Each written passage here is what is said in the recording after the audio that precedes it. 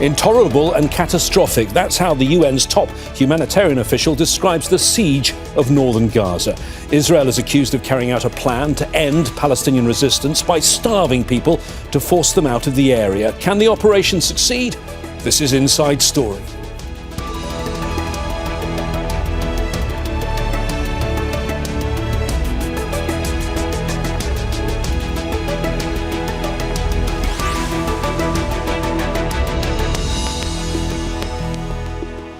Hello again, I'm James Bays. Israel has laid siege to northern Gaza since October the 5th, blocking the entry of food, water and humanitarian aid. Without medical supplies or fuel for generators, hospitals are on the brink of shutting down. Israeli forces have killed more than 300 people, but despite growing international condemnation, they're pressing on with the operation. More than 400,000 Palestinians are still living in northern Gaza. The military has ordered them to leave along the Salahuddin Road. Those are the most sweeping evacuation orders issued in the Strip since May. Palestinian rights groups are warning that Israel is implementing the so-called General's Plan proposed by former senior Israeli officers. It divides Gaza at the Netzarim corridor with the aim of transforming the north into a closed military zone. Our discussion with our guests in a moment, and a reminder, this show was recorded before the news was confirmed of the killing of the Hamas leader Yahya Sinwar in an Israeli strike.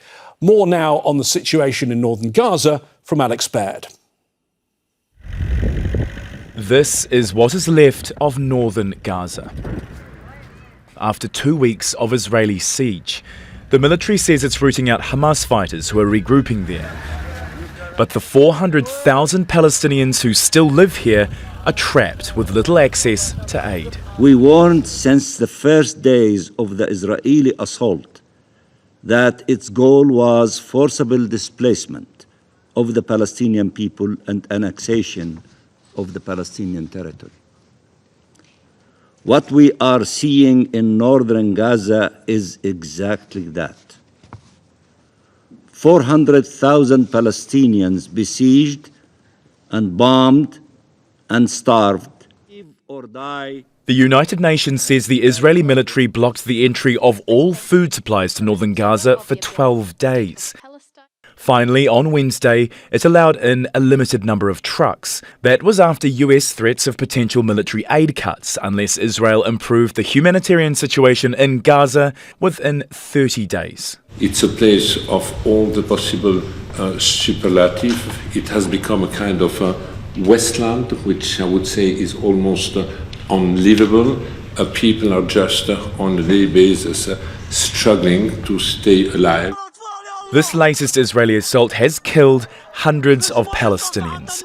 Those who have tried to leave say they've come under attack by Israeli troops. Many are increasingly faced with the decision of whether to stay and starve or leave and risk being killed. Before Israel's war began, northern Gaza was home to more than half the population of 2.3 million people. It was reduced to rubble in the first phase of Israel's ground assault last year. Many Palestinians have since returned to what's left of their homes, homes which, once again, are under relentless Israeli bombardment. Alex Baird, Al Jazeera, for Inside Story. Well, let's meet today's guests on Inside Story. From Tel Aviv, we're joined by Meron Rapoport, a veteran Israeli investigative journalist and editor of Local Call, a Hebrew-language news site. In Ramallah, in the occupied West Bank, it's Bushra Khalidi, the policy lead in the occupied Palestinian territory, and Israel for the aid agency Oxfam. And in Nottingham in the UK, Luigi Daniele is senior lecturer in the laws of armed conflict at Nottingham Trent University. Thank you, all of you, for joining us today on Inside Story. Let me start with you, Luigi. For a year now, you and other lawyers have been talking about war crimes in Gaza. But tell me about what you've seen in northern Gaza since the beginning of this month, because it seems to be one of the very darkest periods. Absolutely. We have been disconcerted since the beginning of both the modalities of the attacks on residential areas in Gaza and for the discourses of the military and of the Israeli government that were accompanying these attacks.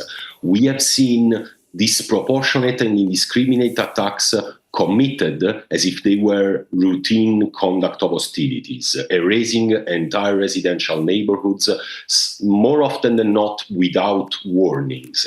We have seen controlled demolitions of civilian areas, looting, pillaging, sniping civilians, you name it. So while at the beginning of the assault on Gaza made sense to denounce just war crimes, at this point, the conclusion can only be one. These are genocidal conduct characterized by an intent to depopulate northern Gaza. And it is quite striking how honest and outspoken are the generals, some of whom since November last year are talking about erasing the distinction between civilians and combatants, which is the most fundamental pillar of the law of armed conflict. Jora Eiland didn't make a mystery of his idea that civilians in Gaza are just family members of fighters. And in his view, victory means erasing the so-called fighters' infrastructures, including the civilian population. So the Israeli generals are seeing the Gaza civilian population as a protected national group, as a sort of habitat of a non-state armed group. And in their mind, to win over the latter, it seems they think they need to erase or eliminate the former. The word erase we keep hearing, Bushra. Your own agency, Oxfam, was among 38 agencies that wrote a joint letter last week about the situation. Northern Gaza is being erased. Global leaders must act now, was the message. How bad is the humanitarian situation on the ground?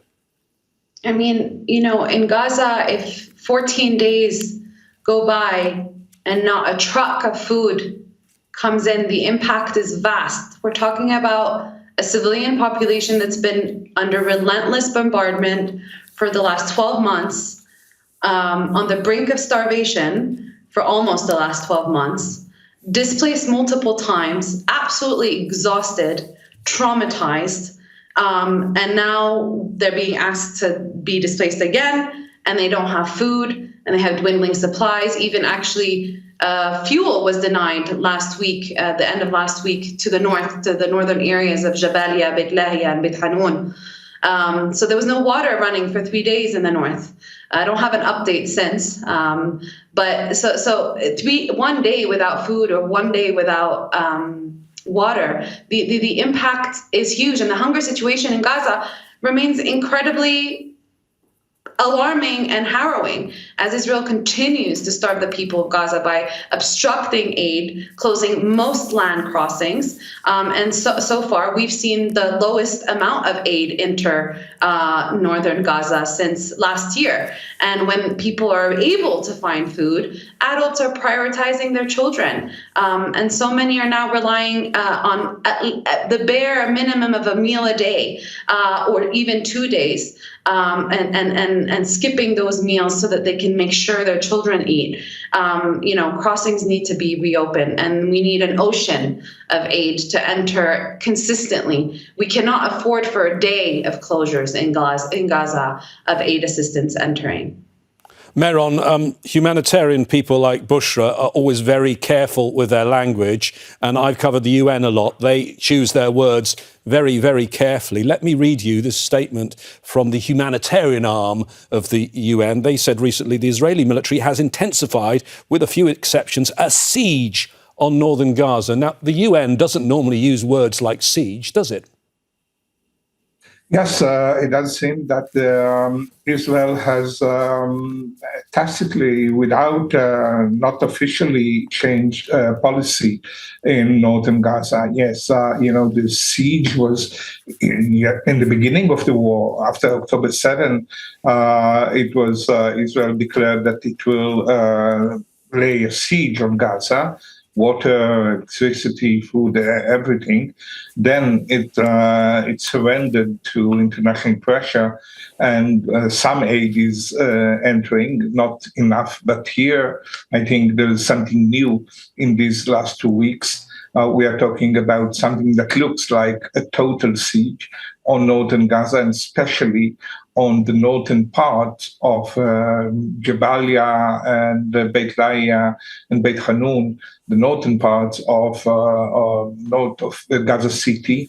Okay, let me bring in Luigi on that. On Jabalia, the refugee camp, that seems to be the epicenter of this hell on earth. Now, the Israeli military, let's just say what they're saying. They say they are going after Hamas leaders. Now, there may be Hamas leaders in Jabalia. Does that, under international law, make it legitimate to bombard the area? Absolutely not. What we have witnessed since the beginning of this military offensive is military doctrines inspired by the idea that every civilian object in Gaza, every infrastructure essential for the survival of the civilian population is not a protected object or person under international law, but is either a human shield, an object used for military purposes.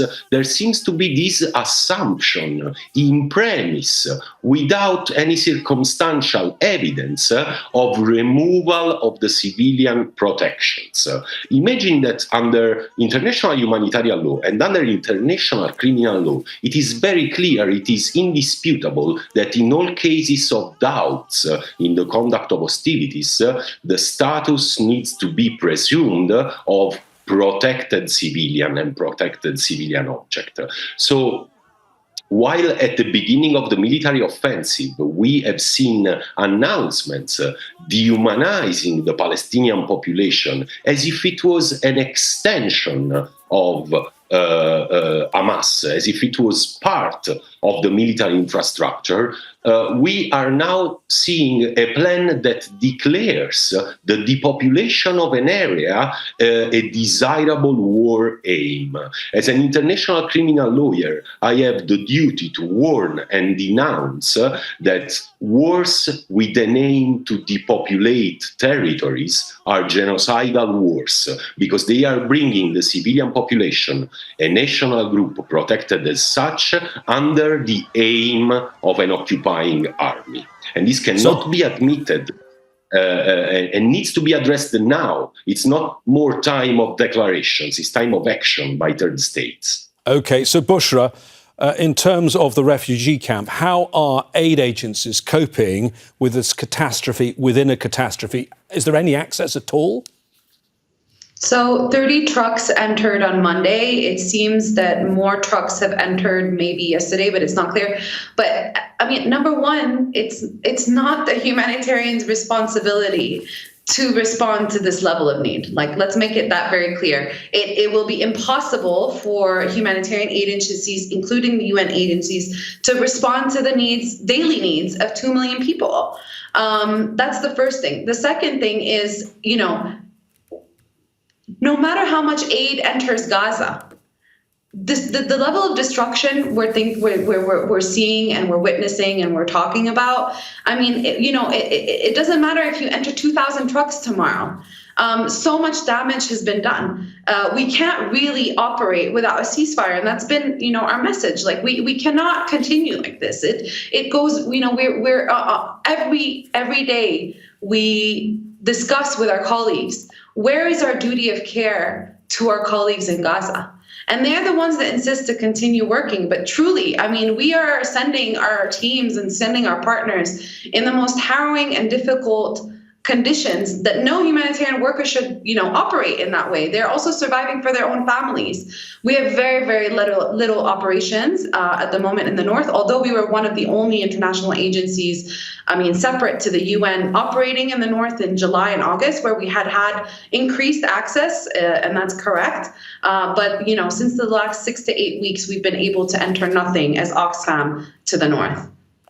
Meron, I'm interested to hear from you what Israelis are hearing about all of this, because you are aware of what the Hebrew media are publishing, what's on television? Are they, for example, likely to be aware of the fact that the international body that does food classification, the IPC, the Integrated Food Security Phase Classification, says in a new report, the Gaza Strip remains the most severe food crisis in the history of their global report, and the severity of the crisis has intensified with half the population in catastrophe phase? Are the Israeli public going to be told that? And are the Israeli public going to take any notice of something like that? Very little compared to the scale of the catastrophe is being told and shown to the Israelis. Something is being said, it's not that there's nothing, but very little, and certainly not with details. As for the reaction, I'm afraid that most Israeli public sees this as a necessity. They don't see any most of the Israeli public don't see any moral problem here with this siege on Gaza, as long as Hamas is there, as long as the hostages are there. People are saying something like, free the hostages and then we will see. So I don't think that these kind of information will influence the Israeli public. What will influence is this kind of threats by the American administration that they will cut off military aid if this siege on northern Gaza will continue. But it seems still quite far away, not immediate. It's talking about 30 days, and it's not, of course, sure will they implement this threat. So this may be discussed in the Israeli media, but the moral issues, the humanitarian issues are very rarely discussed. Meron, what you mention is that letter that we know has been sent to senior Israeli officials by senior US officials. In fact, the US media site Axios, they leaked part of the letter. You can see here it's signed by the US Secretary of State Antony Blinken and by the US Secretary of Defense Lloyd Austin. I think it's interesting, Luigi, that this letter has a 30-day deadline. Am I being a bit cynical and saying, isn't that interesting that takes us past the date of the US election? Is that a bit convenient? Yes, absolutely. We need to be aware that from the material point of view, this eliminationist war wouldn't have been possible without the military aid of the United States. Well, classified as aid, but it's sold. So there are interests behind the continuous flow of weapons toward Israel. I give you an example based on data. The United States, according to Reuters, has provided, already after the first months of the escalation, has provided to Israel 14,000 2,000-pound bombs, while the US administration was fully aware that the Israeli military and executive were throwing this kind of bombs on refugee camps with 34,000 persons, mostly children, per each square kilometer. This is why I insist on the qualification of what is going on from the legal point of view as genocide, because under the Genocide Convention, which is not a marginal treaty, is one of the pillars of the international legal order, third states shouldn't wait for the successful completion of a genocide to act to prevent it. And the United States and Germany as well, in particular in the last days, they keep blame shifting the responsibilities for this civilian extermination on the non-state armed group in Gaza, talking about shields, talking about justifications that are frankly shocking. One last point. The last time starvation was considered lawful in domestic military codes was in 1863. Since then, it is undisputable that starvation is a war crime. Luigi, let me interrupt you there with the 1863 point. Do you fear that what Israel is doing is going to actually erase all of these laws of war that everyone has accepted? That others will see what Israel is doing, and we're entering a very, very bleak era. Beyond the appalling things that are going on here, this may well have an influence on the future of the conduct of warfare globally. That's absolutely correct. And it is incredibly scary that we are witnessing the states that claim to be the guardian of the democratic, legally based international order allowing the deployment on the ground of both doctrines and means and methods of warfare that are erasing a civilian population. If Western states allow this now, in the future, we will see more and more on that. We will see powers interested in gaining territory by unlawful uses of force, attacking and eradicating the healthcare of those territories in order to depopulate them. And we will see increasingly powers claiming that since this was allowed this time, no one has the moral or legal authority to tell them in future that they shouldn't commit these crimes. So law enforcement is now essential to save the world from a future of genocidal wars, a world with no more civilians, in which everyone can be what today Palestinians are. That is Bushra, let me bring you in on this. I mean, if we just look at the litany of awful incidents that have taken place in northern Gaza this month. There is a huge list. I can't read it out because there's so many, but we've seen an attack on the 13th of October on a school which killed 15 children and injured 80 others. Another attack on a school in recent hours where the death toll is rising. And let me also mention that attack outside the Al-Aqsa hospital where the Israelis attacked and the tents of the displaced people were burnt. And appalling images, and I'm going to name him, of Shaban al-Dalu, a 19-year-old, about to turn 20, displaced 5 times and with an IV drip in his arm, burnt to death in a tent with his 38-year-old mother, 3 others killed there as well. I'm not going to ask you as a humanitarian, I'm going to ask you as a Palestinian there in Ramallah. How are people watching these scenes? It's very hard to answer this question. It's every day I anticipate what am I going to see tomorrow morning when I wake up. I mean, this is literally my last thought every single night.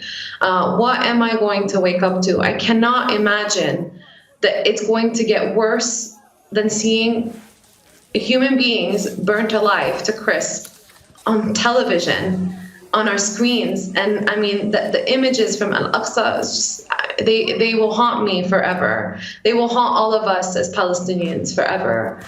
We are, traumatized over and over and over again, especially here in the West Bank. We, are fearing that our time is coming. It's closer. It's getting so much closer here. And we are all personally affected by Israel's military occupation. Let me make that very, very clear. It impacts and controls every aspect of my life as a Palestinian living here and as a humanitarian worker also, trying to do my work here. We can't fathom what is happening in Gaza. We cannot believe it. I am still, we are in shock every single day, and every single day we are traumatized again. Meron, let me bring you in, because you were on this programme 3 weeks ago and you'd done reporting in an article that was first published on the 17th of September saying there was a plan by retired generals to seal off the top of Gaza and then there was going to be a starvation or die policy. Meron, do you believe that your reporting has proved to be accurate? Do you believe that that is what Israel is doing right now? Certainly, elements of this plan are being implemented. There's no doubt about it. Two main elements, meaning the orders to evacuate, given to the population to go south of the Netzarim corridor, meaning to the central and southern parts of the Gaza Strip, and a siege. A total siege leading to starvation, probably. So these two elements are there. Israel is denying officially that it is implementing this general's plan, but commanders on the ground and reporters talking to soldiers are saying that are there on northern Gaza, are saying that they do implement the general's plan. So it may be that it is done by local commanders, high commanders, but local commanders that do not obey exactly the chief of staff, or that Israel is doing it unofficially and just, testing the ground for the bigger operation of evacuating the whole of northern Gaza. OK. Luigi, I mean, this is going on as Israel is carrying out war on three fronts. Some might say war crimes on three fronts. Much of the media for the beginning of the month was concentrating on what Israel was doing in Lebanon. Do you think perhaps they were even deliberately using this as a cover for a very brutal operation in Gaza? I'm unable to determine so, but for sure I can tell you that from the legal perspective, what we have seen unfolding in Gaza is starting, and it's actually in a decently advanced stage already in Lebanon. It seems that the Israeli government thinks that when it moves, war can institute wars without civilians, in which civilians are assumed to have weapons in their living rooms, in which villages are assumed to have tunnel networks underneath, in which not even UN peacekeepers are safe, and even them are accused of serving as human shields. So what we have seen in Lebanon is the reproduction of these same military doctrines and means and methods of warfare. And we have images well documented by Al Jazeera of demolitions of entire villages in the south of Lebanon. So precisely what you were saying before. This is a dispositive, a killing machine, and a whitewashing machine from the legal point of view that risks to be exported in all war contexts. That's why it's crucial to have the ICC issuing finally, after 5 months, the arrest warrants requested 5 months ago by the ICC prosecutor. And this is why it is crucial to have sanctions and a total arms embargo. What an important, but what a grim conversation. Thank you to our guests today, Meron Rapoport, Bushra, Khalidi and Luigi, Daniele. If you missed part of our programme, you can always go back and watch it again anytime you want at aljazeera.com. If you have comments, contributions or even complaints, post them on our Facebook page, facebook.com/AJ Inside Story. Alternatively, you can find us on X, where we're at AJ Inside Story. From me, James Bays, and the team here, please stay safe. Bye-bye for now.